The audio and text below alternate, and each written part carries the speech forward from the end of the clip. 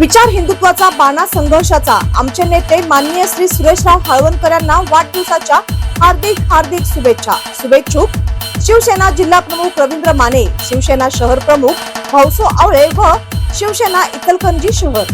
पंचगंगा नदीच्या वाढत्या प्रदूषणाच्या पार्श्वभूमीवर प्रोसेसिंग उद्योगावर सुरू असलेल्या कारवाईमुळे हजारो कामगारांच्या रोजगारावर गदा येण्याची भीती निर्माण झाली आहे। या विरोधात राष्ट्रीय प्रोसेसिंग कामगार संघटना इंटक यांच्या नेतृत्वाखाली कामगार, महिला, ज्येष्ठ नागरिक आणि युवकांनी प्रांत कार्यालयावर भव्य मोर्चा काढून शासनाचे लक्ष वेधले। छत्रपती शाहू महाराज पुतळा परिसरातून सुरू झालेला हा मोर्चा शिवतीर्थ मार्गे प्रांत कार्यालयावर धडकला। यावेळी प्रांताधिकाऱ्यांना विविध मागण्यांचे निवेदन सादर करण्यात आले। मोर्चात प्रोसेसिंग उद्योगावर अवलंबून असलेल्या कुटुंबांचा मोठ्या संख्येने सहभाग होता। निवेदनात म्हटले आहे की पंचगंगा नदी प्रदूषण मुक्त करण्याच्या उद्देशाने प्रशासनाने काही प्रोसेसिंग युनिट्सवर कारवाई सुरू केली आहे। मात्र या कारवाईचा थेट परिणाम उद्योगावर होत असून अनेक युनिट्स अडचणीत सापडली आहेत। त्यामुळे हजारो कामगारांचा रोजगाराचा प्रश्न निर्माण झाला आहे। प्रोसेसिंग उद्योग बंद पडण्यास इचलकरंजीच्या अर्थव्यवस्थेलाच मोठा फटका बसणार असल्याची भीती कामगारांनी व्यक्त केली।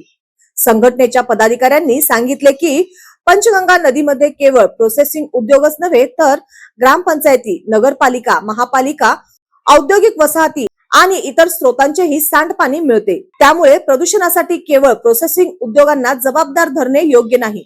नदी प्रदूषणाचा प्रश्न सर्वसमावेश धोरणातून सोडवण्याची गरज असल्याचे त्यांनी स्पष्ट केले।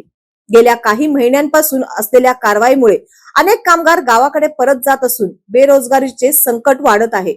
उद्योग बंद पडल्यास व्यापार, वाहतूक, किरकोळ व्यवसाय आणि इतर पूरक उद्योगांवरही त्याचे गंभीर परिणाम होतील असा इशारा देण्यात आला। यावेळी प्रांताधिकाऱ्यांनी शिष्टमंडळाचे निवेदन स्वीकारून विषय गांभीर्याने घेतला जाईल व शासन स्तरावर योग्य तो पाठपुरावा केला जाईल असे आश्वासन दिले।